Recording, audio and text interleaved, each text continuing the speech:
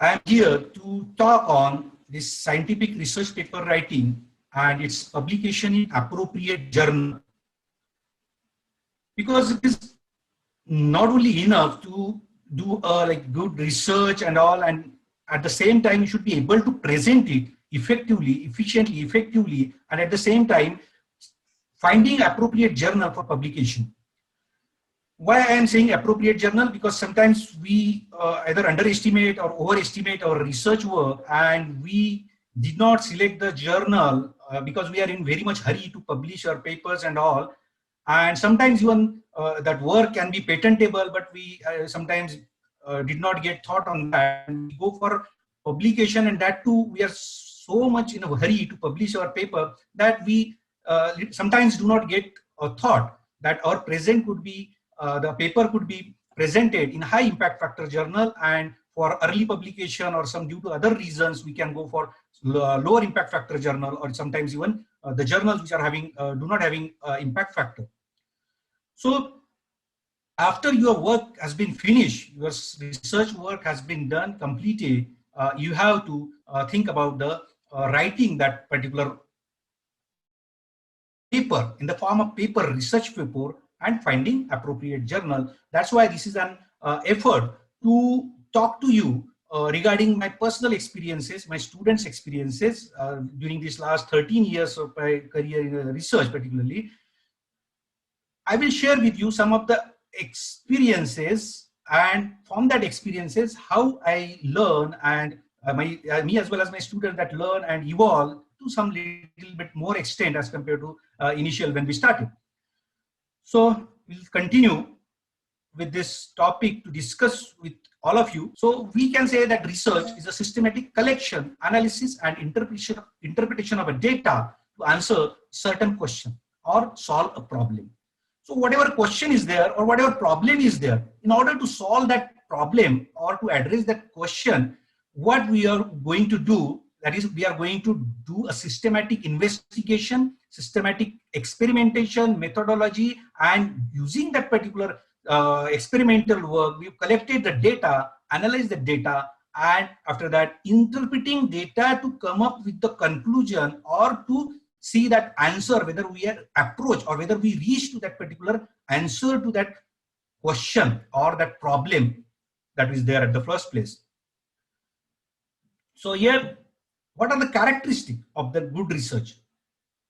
Once we know that what is research, what are the characteristics of good research, we should understand that the good research demands a clear statement of the problem. There should be clarity in the statement of the problem, because the researcher should understand very clearly that what is the problem at a, we can say, minuscule level, at minute level, or we can say we should understand exactly the statement of that problem. Then to solve this problem, it requires clear objectives. In order to achieve that, in order to come up for the answer to that particular problem or that question, we have clear-cut objectives. And in order to fulfill that objective, there should be a plan that can be systematically executed in order to achieve that objective. Then this good research builds on existing data, using both positive as well as negative findings. Whatever data, existing data means whatever data you got during your experimentation, during your research work, that data, whether it is a positive or whether it is a negative, and that helps you in interpreting and in line with the earlier published reports or published papers.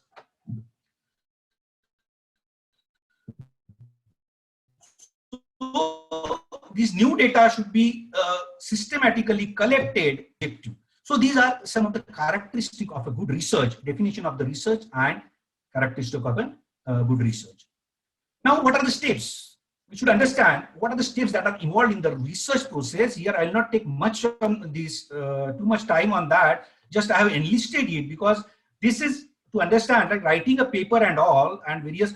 Our focus will be mainly on writing a research paper, right from the contents of that title until this conclusion, references, etc., until its publication and finding appropriate journal. But we should also understand what are various basic steps or the steps that are involved in research process. First thing is research idea. that research idea that comes to our mind that may be based on our previous experiences, previous knowledge, previous understanding of that particular subject or theoretical knowledge on that. And then whatever we read, whatever we come across that through various seminars, conferences, and through reading various news articles, even research papers, review articles and all. And we have certain idea in our mind that if we do like this, it can be happen, or that is hypothesis, we can say.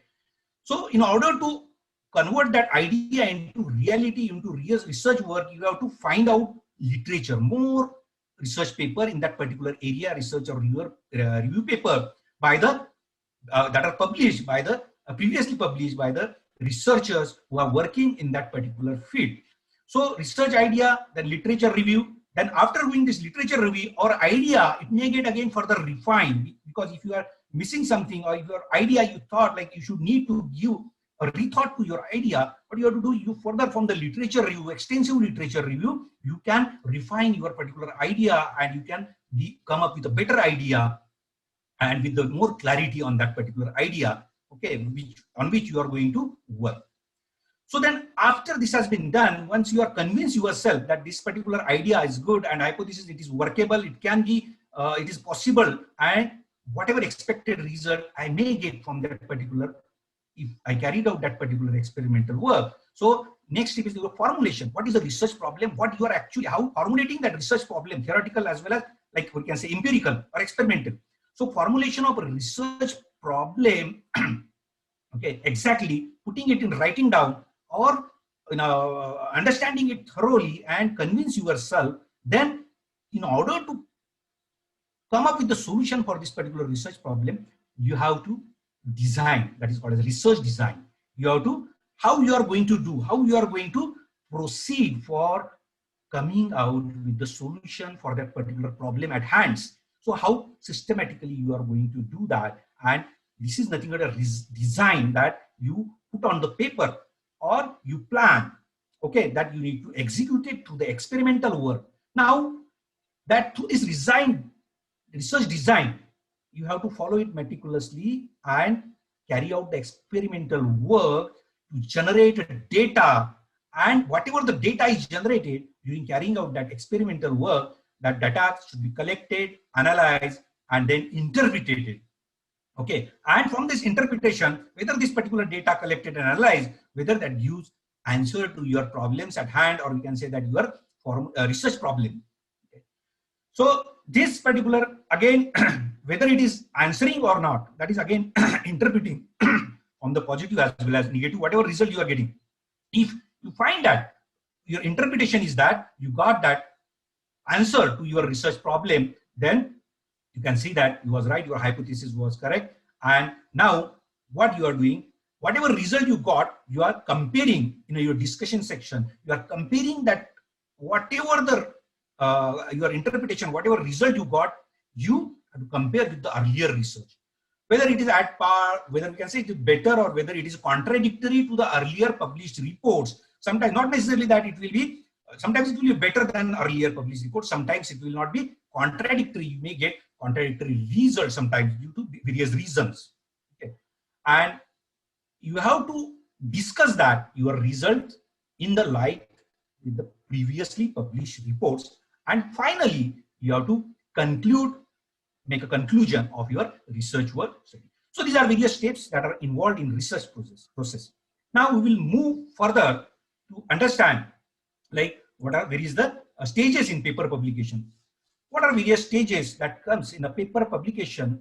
So steps involved in the research paper, I think, process, I think initially, right from the beginning, once again, I will just read it. Like research idea, that needs to be again refined with the help of literature review. Then formulating a research problem. And after formulating a research problem, what is the research design you are going to follow to complete your experimental work for data collection and analysis. Okay, and that leads to answering the research question. Okay, so these are the step by step. This is one by one. We have to go through all these steps And finally, after this data is collected, interpreted, then there's interpretation of data result. And finally, you have to compare your result with the earlier research work that has been published by the researcher working in that particular area. And finally, you can conclude your research work. So your conclusion of your research work. So these are the 10 steps that are involved in research problem, every research that we carry out broadly. So next, stages in the paper publication. What are various stages in the paper publication? So at the center of this is a topic that is we are going to discuss mainly, or our focus is on research paper writing. And for the research paper writing, whatever work you have done earlier in the laboratory, you as well as your student or team research work that is carried out, that data that is generated, that is collected, that is like with the help of like statistical tool, you have this analyze that and that interpreted, and now you have to present it effectively. Okay, writing effectively or presenting effectively as a research paper, that is very important, where you have to see there is a continuity, flow, and then you should like that is interest that should be provoke the interest of the reader, and the reader should continuously read your research work. That is again important. So presenting it in a very lucid manner using proper simple language, so that even a B.Pharm student, finally a student, can understand it is very important if the research project is not that complex. Okay. Then identification of, after once you have presented data, you have written, you put it onto the paper, and next step is identification of right journal. Or before that, I can say you should identify the journal for your research work that you need to publish, because from the data obtained, data collected, interpretation you got, and considering your research and your result with reference to your earlier published work in that particular area, you should identify a right kind of journal, okay, having a impact factor, high impact factor, and then your research work should fit into the scope of that particular journal. Okay, that should be within the scope of the journal, and that should be the it is of the interest to the readership or audience of that particular journal, and it should have novelty, some novelty. Okay, I'm not saying that too much novelty, but little novelty should be there. Okay, otherwise it will not be accepted in a good journal having impact factor. Once it is done, you identified the right journal. Next step is you are writing that as per this. You have to follow that author guidelines for particular research, that journal, and accordingly you have to make sure that you have written it. And then next step is communication that of that particular paper. Nowadays it is online only. It's not like the earlier days we have to keep in posting offline and all. So now it is everything is online, and there are certain software through which you can upload your data and all these things, even videos and all, a number of things, including cover letter and all. You have to communicate it online for almost all the journal nowadays. And then after communication, next step is it goes to the editor, and then from editor it will decide whether this particular paper it fits or it is according to the scope of the journal or not, and whether it will be of interest to the readership, whether it is having novelty, it is related to the current work that is going on, recent work going on. It is not like a very old work that is okay. So it should be relevant to present context, okay, present current scenario, current work that is going on in that particular area of research. And then after that, once editor is convinced, what will happen? Then he'll send it to the reviewers for its review. Maybe 2 or 3 experts in that particular area who has established working in that particular area, who are a renowned researcher in that particular area, and it has been sent to them, and the given time of 2 weeks to 1 month and all, and then during that they have to expected to evaluate it and send the response to the authors. So that's called as response to the reviewers. Okay.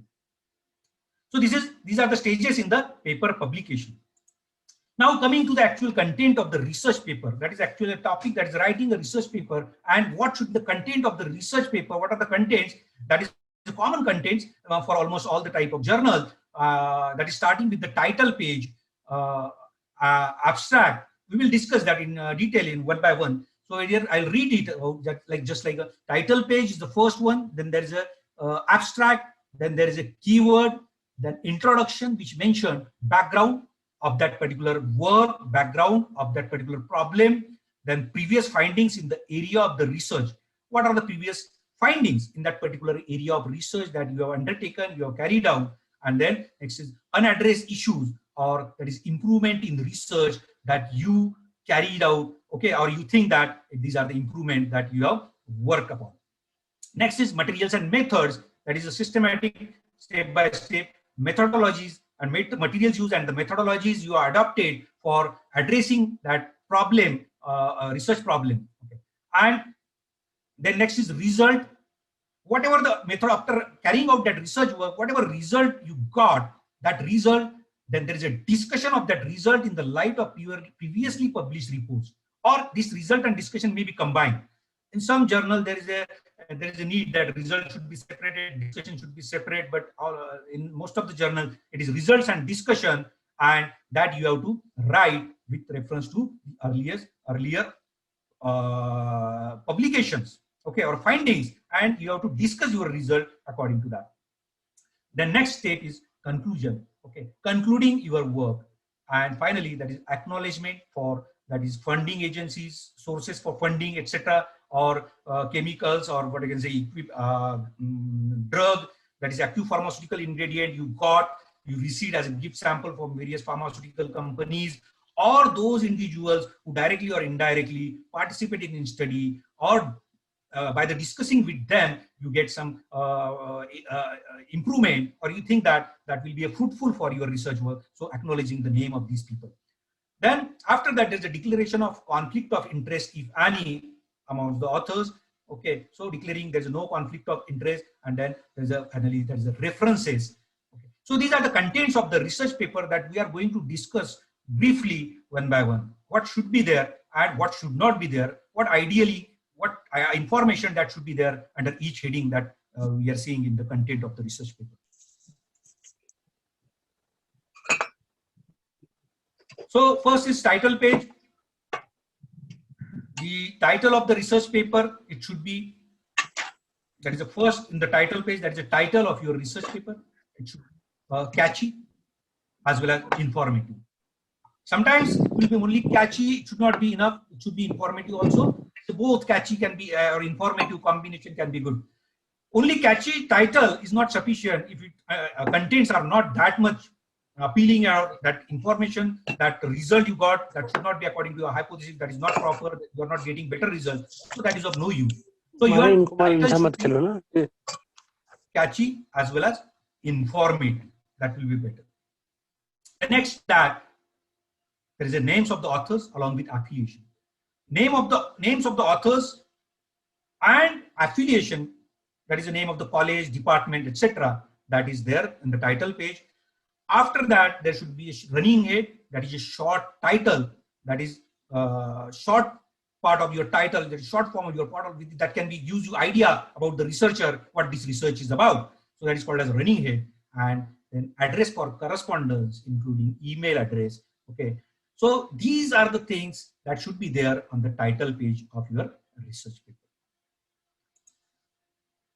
The next part is abstract of research paper. Next part is abstract. That is, abstract presents a brief summary of research. Whatever research you carried out, you have to put into a very summary in a brief. That is, it should be 150 to 250 words only. And the aim of the abstract is to briefly provide reader with the most important information from the entire text. So it should be short and precise.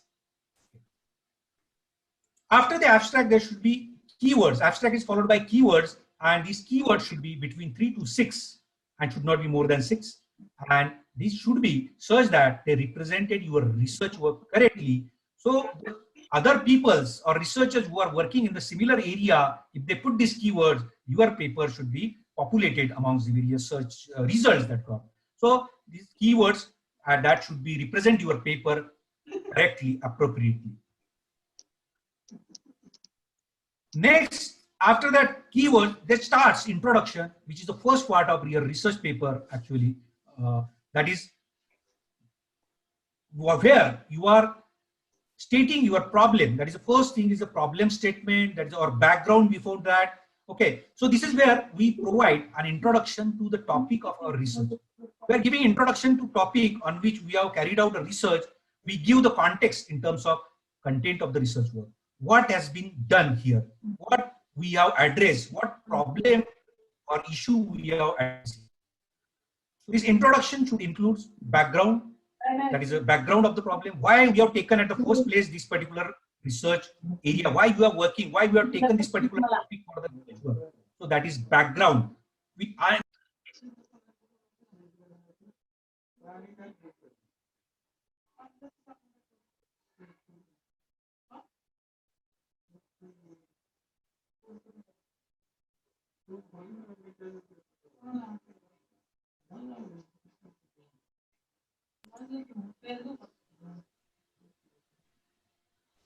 Am I not audible? Yes, sir. Audible, audible. Yeah. So this introduction should include background, demography, that is how many people are suffering from particular disease. If you are working on that, carrying out a solution that particular treating the disease, coming up with a better drug delivery system, novel drug delivery system. So a demography, prior research in the area of interest, what research work that has been done previously in that particular area, we have to discuss that, we have to address that, and then from that prior research work, what has not been touched upon, or what has not been, or what is missing thing or missing link, that is considered as your problem statement, and that's why you are taken that particular research area. Okay. Then next is hypothesis. On the basis of that, you have come up with certain hypotheses by seeing various loopholes, various some missing links in that previously published paper. So that if you think like, if it is done, that has not been previously done, or if I do like this, so this way solve this particular problem. So that is nothing but your hypothesis, and to test that hypothesis, you have come up with a certain objective to come up for the solution to that problem, okay, or that question. And for that, you go systematically carrying out that methodology, and then finally you have to incorporate statement regarding novelty and significance of your study in the last paragraph of the introduction. So in the introduction, there should be continuity, there should be flow, there should be language, should be lucid, simple. We should not use like a very difficult word, okay, so that the other person, they need to sit with that dictionary, Oxford dictionary and all. That is of no use, because people will not be more interested to read your research work then. So wherever it is possible, you should use simple words that even a person who is not having that particular technical background can understand, if not the study or complexity of that, but what is mean to say, what we are actually mean to say, that they should understand. Okay, so it should be simple. We should keep trying to simple, continuity, flow, etc. Connecting sentences. The significance of the study will mainly focus on question, who will benefit from the study. So in the last paragraph, why we are carrying out this study, who will benefit from the study, who is your target audience, we can say target patients. Part of the society will get benefited out of that study, because research which don't have somebody do not get benefited directly, indirectly, that is of no use, that is of no point in doing that kind of research. So there should be, you have to address that, you have to write it down, like who will benefit from that study, okay, and this will state the contribution of the study and its usefulness to the society, how this study will contribute to the existing pool of the knowledge of that particular novelty, and how it will be useful for the society. Now, after this introduction, that is related literature, that is actually you have covered most of that into the introduction, because for background and all, demography and all, but then for methodology and all, then again you have to cite that particular, whatever methodology you adopted from the previously published papers, previously published work, that can be again, you can cite as a related literature. This part, you must get your data and information from any books, scientific journals, and other important sources of information that you find useful for your methodology. They must be organized to cover specific problems, must take all the evidences about the problem with the author's experiences, and as much as possible get the latest published material, and it must be related to your topic. So you should cite the latest research, okay, Very rarely you can refer a very old paper, and you think really that will be very much useful for your this study or particular taking this particular problem at first hand. So then only it will there. Otherwise, it should be more recent research paper that should be cited, whether you are citing in introduction or in methodology part, that methods you are taken from various research paper. Sometimes it may be one or two little less paper may be from old one, and most of the paper should be from the latest, like last 5 years, something like that. Now, research question. What is the research question? That's problem that must be reflected in title, or the readers must know problem by just simply reading the topic. So this problem must be reflected in the title of your paper, and that somewhere you are taken into as a background in the introduction. That is a research question. So this should be included into the introduction only. We are discussing it. What is this research question and why it should be there, and how we should address into this introduction section. The problem must not be answerable by yes or no only, and must be arranged in a flow of your documentation. So it should be addressed by a flow of a documentation systematically, okay, so that can be there should be understanding by the researchers or those who read your research, that is audience for that particular journal. Okay, so this should be included very nicely, and that flow should be maintained in the introduction section. Then there is a methodology. So here methodology should be explained in detail, should be clear, and references should be cited. This methodology should be explained in detail and should be clear, because anybody, if you want to repeat, they should be repeated. There should be reproducibility of whatever method you have mentioned. Okay, if you have modified that method, then again it should be, what you can say, can be done easily, can be reproduced by the researcher who want to work in that particular area. So that's why it should be in detail and it should be clear, and the reference should be cited for that methodology, from which particular paper you have taken that methodology, or whatever modification you have done on your own, that you can mention into that. So it should be detailed in the methodology section. Now, after this experimentation has been done, okay, now data has been generated. Whatever the data is generated, that you need to be analyzed, and you have to come up with an interpretation. So this data may be analyzed quantitatively or qualitatively. So either quantitatively or as well qualitatively, depending on the level of the measurement and the number of dimension and the variables of the study. So what are the response variable? What are various formulation variables? Okay, so independent, dependent variables and all. So considering that, you have to analyze and interpret the data. Analyze in depth. Data should be analyzed in depth to give meaning to the data presented in table. Just avoid table reading. When you discuss this data analysis and interpretation of your data in result and discussion section or in result section, you have to give either in the form of table or in the form of figure. So you have to find out which data should be given in a table that will be better for understanding of the audience, or what data should be given as a figure in the form of figure, so that will be easily understood by the audience or the readers. So analyzing in depth the data to give meaning to the data, and it should be presented, and whatever you mean to present, what is your idea of that data, that should be same, it should be pursued in the same manner by that readers, and just avoid only reading the table as it is. Okay, you have to present important things into that particular data table, which is having so much of figures and all. Okay, data should be presented in the form of figures wherever appropriate. So it is up to you that finding out whether you are convinced that this particular one data can be presented in a figure in the form of table also.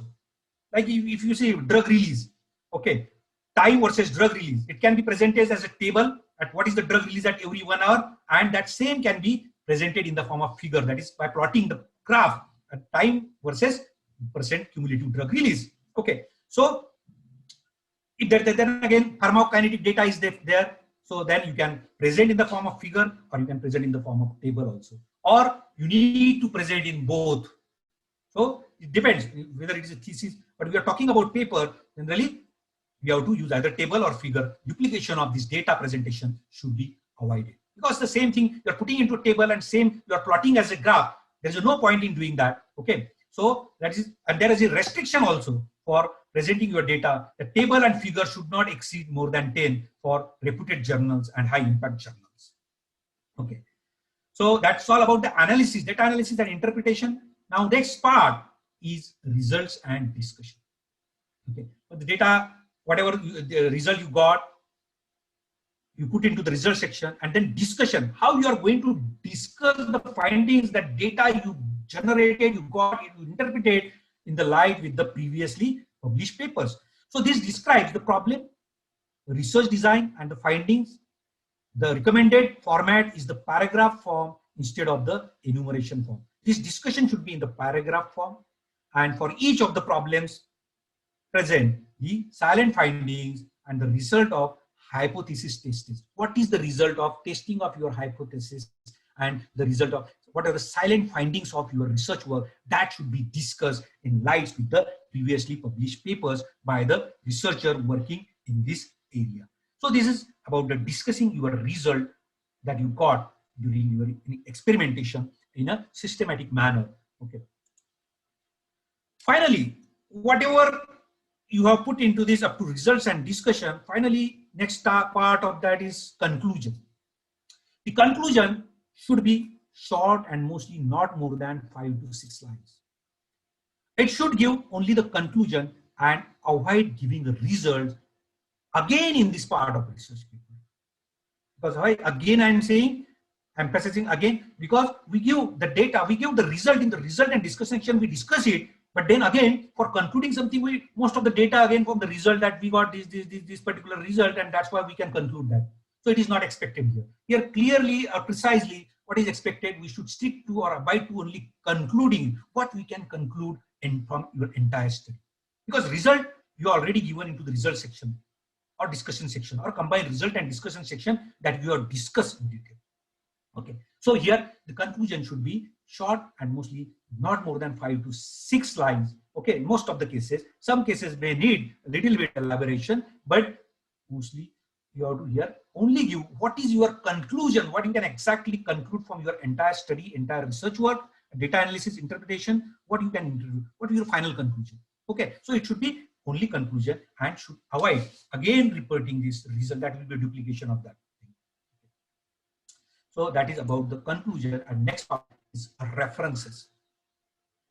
References should strictly follow journal style in which you are communicating for publication. Okay. References follow the journal style where you want to communicate your paper, because different papers or this research paper journals, they have different styles of referencing. Our style of referencing, Oxford, and then American Psychological Association. So number of like Vancouver. So you have to, whatever their style is, their journal style, you have to strictly abide to that. Your references should be in the same format that is journal is asking for, and all the references that is included as a list in the back of the research paper, okay, it must be cited in the text at appropriate places. It should be placed, it should be cited in the appropriate place in the text. Okay, whatever you are given or enlisted at the end of the research paper. Okay. Now, after that, before that, again, if there is any conflict of interest or acknowledgement, we already discussed, that should be there. If it is there, okay, if you need to acknowledge something, otherwise not like necessary. Then after that, once it has been done, you prepare your paper according to this, whatever I told, like from the title of the paper, title page to till the references, and you ready with everything. Now you have to identify, you have to give, or simultaneously you can do that. Okay, or in advance also you can that. You can half of the work you have done, or your work has been done. You found out that I got this kind of data, analyze, interpretation. I found that whatever hypothesis was that, I am convinced that that result are got like that, or right, or better than the earliest previous published reports, or these are contradictory to earliest report. Okay, so then you have to identify the right kind of journal by seeing the scope, whether your work that fits into the scope of that journal. So for that, you have to go to that journal homepage. You have to find out the scope of the journal, what kind of papers that are published in that journal. What is the scope of that journal? Whether it is only drug delivery system related, whether it is only analytical, whether it is only pharmacological, or whether it is a broader like pharmaceutical sciences and all. Okay, so you have to find out that. Then it is better if your scope, your nanoparticulate, you are working on nanoparticulate drug delivery system, you should go for publication or identifying that journal which deals with the nanoparticulate drug delivery system. If your work is related to microencapsulation or microspheres, you should preferably go for the journal with microencapsulation. Okay, specialized journals. Okay, because that is important. They are specialized, dedicated to that type of research only. Although sometimes the impact factor may be more, but then there's weightage. Their weightage is more. Okay, that cannot be. We can always count in impact factor because they are specialized, and your readership that are there, you are reading that particular journal, so your research can get disseminated to people who are actually working in that area, similar peer groups, we can say. Okay, so that's why you have to identify what kind of journal is the most appropriate for publishing your findings, your research. If it is an analytical one, you can go for analytical kind of journal, having a scope of analytical specifically, right? Okay, then next is impact factor. You have to think about the impact factor. Considering your study, the result you got, you are the judge, you are the sole judge. You can see that what is the scope of that journal, what kind of papers are there, whether my work is now new enough or it is like whatever that current papers are there in that journal, it is even better than that, or it is equal to that, equivalent to that, or this can be published, it can go into that particular journal, then we can think of that. Okay, and you should not unnecessarily, you should not go for too high impact factor, even though you know that you are not convinced yourself. Okay, you are not yourself convinced. That means you should think like what kind of journal is suitable for your. If your work is good, but you are underestimating your work, and initially you are going for impact factor journal, 1 impact factor or 2 impact factor, then it's not good. Okay, so you should start with higher impact factor, and then you can slightly slowly, if it is rejected into that, you can come little lower, next journal, then like little. So 10, 9, 8, 7 like that, or 6, 5, 4, 3 like that. Okay, because you don't know that if you hurriedly, if you publish your paper in a journal having an impact factor 1, okay, you don't know that. You underestimated your novelty and your work and that presentation, the way you presented. You don't know. It may go into the journal having impact factor 5 or 6. Okay, unless and until you are not trying. That's why you should start from high impact factor journal, then go to the like slowly lesser. It may take time. It is a time consuming because if you are sending it to particular journal, it takes 2 to 3 months for communicating you for rejection or acceptance or minor or major revision and all that thing.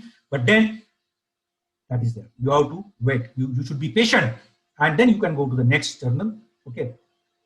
Then after that impact factor is okay. Then you have to consider also journal ranking in that particular area, journal ranking or journal standing in that particular subject, say in a pharmacology, in a pharmaceutical drug delivery system or nanoparticulate drug delivery system, like that. Okay, what is the ranking in that particular specialization? For say into the pharmacology and pharmaceutical studies, like that, pharmacological journal. Okay, so clinical type of clinical research, like that. The next is who is the readership or audience? What kind of people, researchers, they refer that journal, that is readership or audience, that also we have to taken into consideration. Just like I told, that is journal of microencapsulation, like nanoparticulate drug delivery system, okay, small, okay. So many journals are there, we are dedicated to that nanoparticular, okay, or small particular drug delivery system, and that people who are working in that particular area, they will read that kind of journals only. And so that's why you have to see, look into readership as well as audience of your paper also, who are going to read your research paper after published. And also publisher, okay, who is the publisher, okay, the reputation of that publisher and all these things, you have to consider that. So on these aspects, you have to identify a right journal for your paper to be communicated and published. Once you find out that journal, your finalized journal, okay, zeroed upon that right kind of journal, now next is communication. Next step is communication, and before communication to journal, what you have to do? You have to ensure that the manuscript is prepared strictly as per the author guidelines. Otherwise, they will send it same day or next day back from the editorial office, and that will show like that you are least bothered. You are. It shows your carelessness. You did not stick to that author guidelines. You did not follow it, and that's why that gives you a wrong impression, bad impression. So you have to meticulously adhere to that author guidelines, and accordingly, strictly according to that guidelines, you have to prepare your manuscript, okay, before submitting or communicating to that journal you identify. Next is ensure including of declaration statement mentioning no conflict of interest. That should be there nowadays. Every journal they ask declaration statement regarding no conflict of interest, and keep signed and scanned copy of cover letter and copyright agreement ready for uploading, because this you have to upload at the very start. Whether your paper may be accepted, rejected, that is further next question. But then you have to initially only you have to do a copyright agreement form, because most of the journal they have the copyright with the publisher, okay, and very few journals are there which is giving copyright to the author. So most of this copyright agreement and scan copy of cover letter, you have to upload that. In cover letter again, you have to ensure that what is the novelty. You have to give the highlight or novelty of your research work, and you have to ensure that this paper is not simultaneously communicated to other journals also for consideration, and this is your original research work. So you have to give declaration in that cover letter, and in copyright agreement form you have to keep it ready for uploading in the communication stage. The next part, after you communicated that your manuscript to the journal, what happens? It goes to the editorial office first. So editorial assistant first they see whether it is prepared according to the journal guidelines or not, whether authors stick to that particular author guidelines. If it is okay, if it is everything is okay, then it goes to the editor. Then editor read that paper and find out whether it fit into the scope of the journal or not. Okay. If it fits into the journal of that particular scope of the journal, but then the editor thinks whether it is a new topic, whether it is relevant, whether it is having certain novelty, okay, whether it is having some potential in that particular research area of research, okay, and whether it is of interest to the audience of that particular journal, okay. So that seeing after that, that editor then, once it's convinced, then editor will send that particular paper manuscript to the 2 or 3 reviewers who are expert in that particular area of research, okay, and give them some deadline of 2 to 4 weeks for responding to or giving the review on that, their review, their opinion, their suggestions, or the queries regarding that manuscript, and their recommendation for publication. Whether it is suitable for publication in its current form or needs some major revision or minor revision. Okay. Then the reviewers' comments help improving the manuscript to a great extent. So we should take it in a positive spirit, every researcher, because whatever the reviewer comments are there, that are good for your own sake, that are helping you, enriching your manuscript, okay, making it more refined, making it more proper. So it remove any ambiguity, or if there is no clarity and all these things, if there is no clear methodologies are there, or something is minor deviation or minor some corrections are there, or whether sometimes major connection or some addition that needs to be carried out. So everything. So the reviewers' comments are very important for manuscript, okay, improvement of manuscript, as well as it gives you something additional. You learn something every time from that reviewers' comments. Okay, these are very, very important. These comments are constructive, very constructive, and over a period we learn it. It's called experiential learning. You might have heard that word, NAAC and NBA and various these things, accreditation and all. So this is for student point of view, but here for researcher point of view, this is a reviewer's comments. That is a response to reviewer comments that really gives us enrichment in our experiential learning. That because we don't know when we start research and all these things, everybody don't know everything and all these things. So I'll share some example in that. Okay, so how we can get enriched over a period, day by day, because everybody not immediately when we start your career, academic or research, we indulge into a research. Immediately one cannot come up with a like high impact factor journal having publication in 10 or 20 or 30 impact factor journal. It's not like that. it will go with a review article, sometimes national journal, sometimes UGC care list and all, or whatever journal, and then you go for impact factor. Okay, then slightly you keep on increasing, and then over a period you keep on you get experience, you get how to write that, how to communicate, how to present the data, and you keep on reading, because reading is very important. And this response to US comment or their queries raised by the reviewers, that really taught you a lot of many things. Some of the examples I would like to quote here, because this is too much theoretical and all this topic. So here, one of the journal, I'll not take name, I avoid names and publisher and all these things. Like that was a reputed journal, and impact factor journal, where there was two editors. Like there is an editor, one editor, the another is an editor for data, like statistical data, editor for statistical data. So for the first time I come across such thing, so just we use that thing like ANOVA, two-way ANOVA for comparing 2-3 groups, and we come up with that conclusion. Then they say, oh, that you have carried out this two-way ANOVA, that there was a response from that editorial, what we can say, statistical editor, that you should have used non-parametric test approval. So this is 10-12 years ago, that thing was there. And then we come to know now it's like that, because we know sometimes the statistic we should apply. We know that t-test and student t-test and ANOVA, one-way and two-way and so many things are. But then actually when we go and do in practice, we should learn more, like when to use which particular test. Okay, when we use ANOVA, two-ANOVA, then there should be a compulsory non-parametric test. Which non-parametric test will be suitable for this particular set of a data? So these are the things that really enrich you, improve your knowledge, that some or other thing, you keep on developing yourself. Okay, so this is one of the example. Similarly, there might be in another example that may be of interest to you. That is in one of the paper where we use a design of experiments. Okay, STAT is software design experimentation. Earlier we used to do like taking this 2:3 or 3:2, or you can say various design. Okay. Box-Benken design, central composite design, so many things. So initially we know why we are choosing this particular, why not the other one. So we select, when there's comments comes, we keep on reading on that, improving upon that. And sometimes when we say, like we have come up with these solutions, like your use, software has given you 15 suggestions after optimization and all these things, within these particular levels, positive, 0, minus, there are some permutation combinations are possible. So the software gives you a reading sum of solution. Say 20 solutions are given. We test one to validate that particular validity of that particular design expert.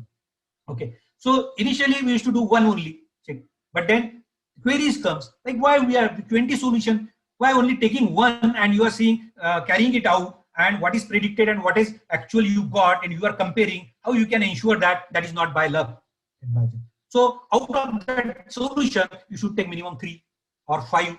Okay, whatever solution has been given, you should carry out that 3 batches or 5 batches once again, and whatever that has been suggested, what should be the result you got that is suggested by that software design expert, whether you are getting in that. Okay, in a very narrow range like less than plus minus 10%, that is average of these your 3 experiments. Okay, so that will again finally authenticate that will correctly optimize your findings. Okay. So these are the one or two examples I quoted here, and there are much more than that also. One of that is in animal study. When we use a rabbit, okay, so there was a question, was there, we're not prepared for that. Like rabbit we are carrying out, usually we carried out preclinical study in rat, mice, and then rabbit. In one of the paper, you are doing in rabbit, then if it's given, because that we administered this thing rabbits, that particular dosage form, and then radiological study was carried out, and then find out that there is a we said that there is in vitro in vivo correlation, like qualitative study in vivo, and then there is a correlation between that. And we said, so the query was like, how you can say that whatever the result you got in rabbit, you similarly get in humans, because there is an anatomical and physiological difference in that. So what is the similarity? You justify, explain this thing. Okay, that was the query. Then we have to see all the books and all this thing, like veterinary and all this thing, and anatomy and physiology of rabbit. So these kind of things there. So over a period, we get lots of learning from these response to reviewers' comments, and we evolve slowly. Okay. So that is a response to individual queries of all the reviewers should be addressed satisfactorily. That is the reason we should address all these queries raised by these reviewers systematically, satisfactorily, to their satisfaction. Once they're satisfied, then only they can recommend that. Or if they're not satisfied, they can either ask you for further revision, minor revision, or they may ask, you will not recommend your paper for publication. Okay. Sometimes whatever always that reviewers suggest or queries that has been raised, always according to you, that will always not maybe correct. Sometimes you may not agree to that. Not necessarily that you should agree to each and every query that has been raised by the reviewer. If you believe that this is what you have something different opinion, you should not agree with the query raised. In that case, then you should give a proper justification for your denial to make that correction to it. You think you have to give certain references, justification, okay, with proper reference for your explanation to this, why you are not agree with the reviewers. You have to give the justification, you have to convince him so that he will consider, okay, and then he can recommend or may not recommend, whatever. Okay. Finally, after this, once that is convinced, that reviewer get convinced and they recommend, out of these two recommends without revision, some requires major revision, some minor revision, final recommendation. There's a second time it will come for you for minor revision, or major revision, you correct it and you send it back to the reviewer. Then the reviewer are satisfied, all the reviewers, they will recommend that this paper can be accepted in its present form, current form. So after that, what will happen? It is accepted. You will get a mail from the editor that they are pleased to accept your paper in its current form, and then that will be sent to the press for typesetting, printing, typesetting. After that, typesetting by the press, okay, what will happen? This you will be sent by the press, that is galley proof, to you, to the corresponding author, for checking it thoroughly for correctness of the data, correctness of the author names particularly, language and grammatical errors, if any. You cannot change any technical things and all these things, scientific things and only, without taking what you can say, acceptance from the editor. Okay, you have only changed like author name, language, grammatical errors, and here you have to carefully go line by line, word by word, so that once it is published, your paper should be free from any errors, including your grammatical or syntax error, or everything, or data, whatever data also, everything. Not only this, but then data also, that should be correctness of data. You have to ensure that your research paper, because over a period after 5 years, if you read that or somebody refers that, they should not point out your errors like this.